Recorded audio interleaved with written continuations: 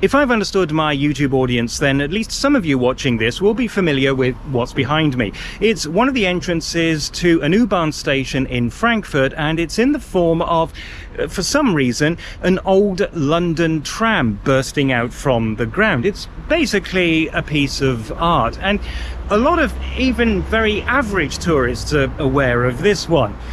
But we don't want to be average tourists, and so I thought I'd show you a few more quirks that Frankfurt's U-Bahn system has to offer. And there's a couple right at this station. This is Bockenheimer Warte station, one of 6 U-Bahn stations we'll be looking at in this video. And the famous tram isn't the only bit of architectural fun at this station. If you go down this entrance, you'll find yourself on this distribution level. The ceiling rests comfortably on a cushion. And speaking of ceilings, you might not notice anything unusual on the platform for lines 6 and 7, except that the ceiling is in need of a little repair. But above it is, or rather was, a repository for the university library. I say was.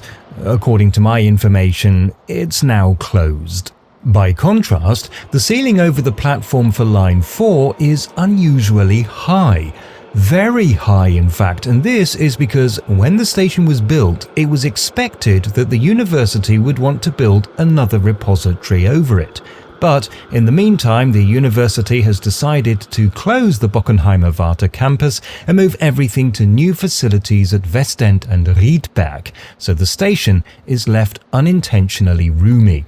But for fans of hidden underground storage facilities, there is a crumb of comfort. When building the tunnel for line 4, which is pretty much under my feet right here, the opportunity was taken to also build a series of underground vaults for the Senckenberg Natural History Museum, which is right behind me. And that vault actually exists and is in use, helping to protect some of the museum's exhibits against natural disasters, in case any of them happen in Frankfurt. We're going west to east with this video, so our next station of interest is on the maps as Miquel Adickesallee, although its full name is a bit longer. This is the oldest station we'll be visiting, and it opened in 1968. Unfortunately, it wasn't future-proofed. The platforms are not quite long enough for modern 4-car trains, and it was considered too expensive to extend them, and so you may hear an announcement telling you not to try using the last door of the last car. Now, when the station was being built, there were also plans to build an Autobahn tunnel under the road right here. So, as the station was being built, there was also space left for that Autobahn tunnel. However, the Autobahn ended up never being built at all, and so instead what the U-Bahn station got was a very handy foot tunnel which takes you from one side of the never-built Autobahn to the other. And while we're here, let's explain the name. Polizeipräsidium refers to the Frankfurt police headquarters situated right here. The rest of the name comes from the fact that we are where the roads Miquelallee and Adickesallee meet. These roads, in turn, are named after 2 of Frankfurt's most famous Lord Mayors.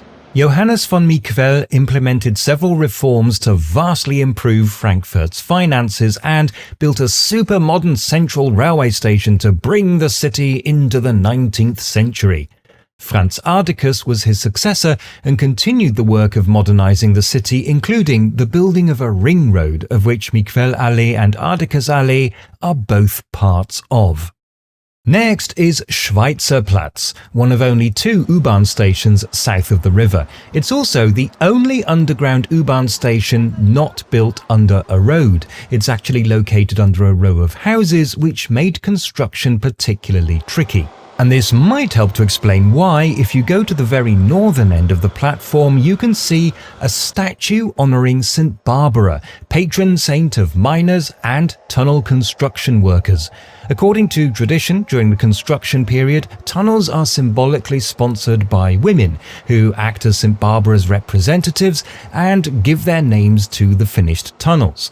And this is a bit strange for Frankfurt because it's traditionally a Protestant city, and icons like this are more strongly associated with Roman Catholicism.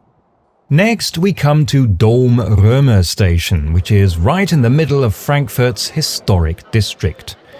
Now, of course, this whole area is a post-war reconstruction, and a lot of the buildings here are in fact no more than about 10 years old. But if you go down into the U-Bahn station, just pause for a while on this level where you can find a few remains salvaged from the rubble after the air raids of 1944. There's also a less obvious quirk to find on the platform itself. Part of the floor is decorated with various depictions of the imperial eagle, taken, as far as I can tell, from coins. Frankfurt has, after all, been an important financial centre since the 16th century. Just one stop away is Konstablerwache, one of Frankfurt's most important interchanges. On the main distribution level, you'll find this series of paintings celebrating the 50th anniversary of the twinning of Frankfurt with the French city of Lyon. They show comparable scenes from both cities and famous historical figures, the Lumière brothers for Lyon and Goethe for Frankfurt. But that's not all, because at the opposite end is this mural celebrating 30 years of the twinning of Frankfurt with the Nicaraguan city of Granada.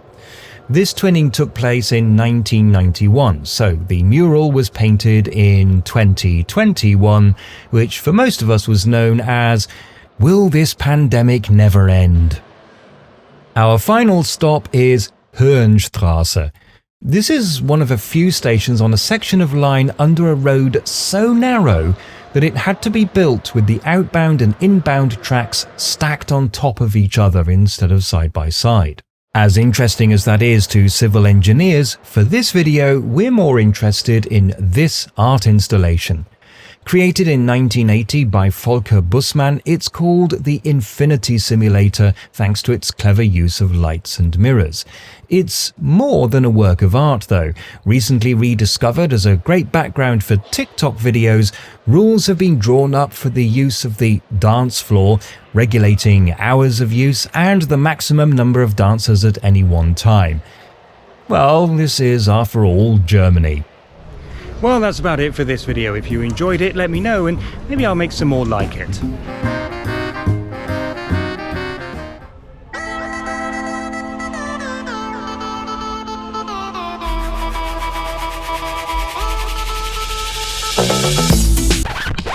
What, did you honestly think I was going to dance?